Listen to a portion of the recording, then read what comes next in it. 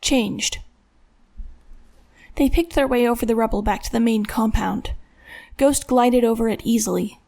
Ron, the clumsiest of the group, kept falling. Then he would complain that Timothy had beaten him so bad he could barely stand. They ended up slowing down dramatically and making conversation to make it less boring. "I bet you won't last a day in Shiver," Timothy said. "You gotta be tough or else they kick you out." "Yeah, whatever." Ron looked hurt and offended. He tripped his way over to Ghost, nearly falling on his butt. Ghost caught him and shoved him forward. "What's it like, Ghost?" Ron asked him hoarsely, over heavy breathing. "What's what like?" "What's Shiver like, compared to Guard?" "Less structure, more killing," Ghost replied.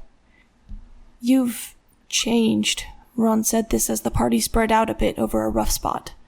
Ghost thought they might be giving him some space with Ron. "You're so heartless," Ron said, but he looked at Ghost hopefully. "I don't give a fuck what you think," Ghost snapped. Ron actually looked hurt. "I came here to save you," he said, "and you punched me?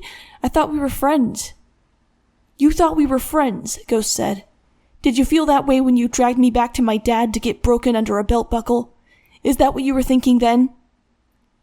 Ron stared at Ghost, then swallowed and turned back to the path with big eyes.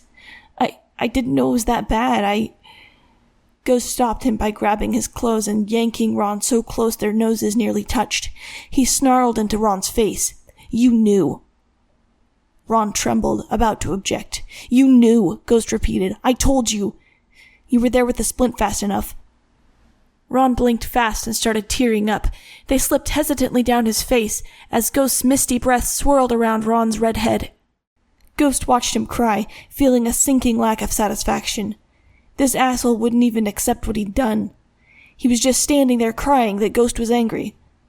Ghost huffed another angry breath into Ron's face, then let him go, grimacing. Ron's stupid face kept reminding him of that day. Remembering it was physically painful. He rubbed his forearm, trying to distract himself from the ache there that he always felt with the cold. "Things weren't the same without you," Ron sniffled. "Our stealth backup squad started fucking up. I think they were really relying on you." Ghost didn't reply, watching Ron struggle forward. It was beginning to snow.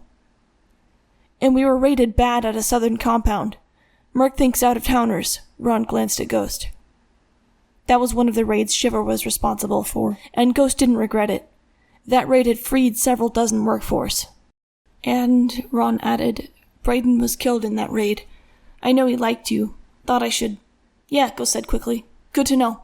He waved Timothy over. "Hey!" He cleared his throat, needing to sound louder. "Hey! Can you watch this asshole? I'm taking a break." Timothy did. Ghost went home and stared at the floor, shaking his head. He clutched his arms around his legs like that for a couple hours. Brayden was killed.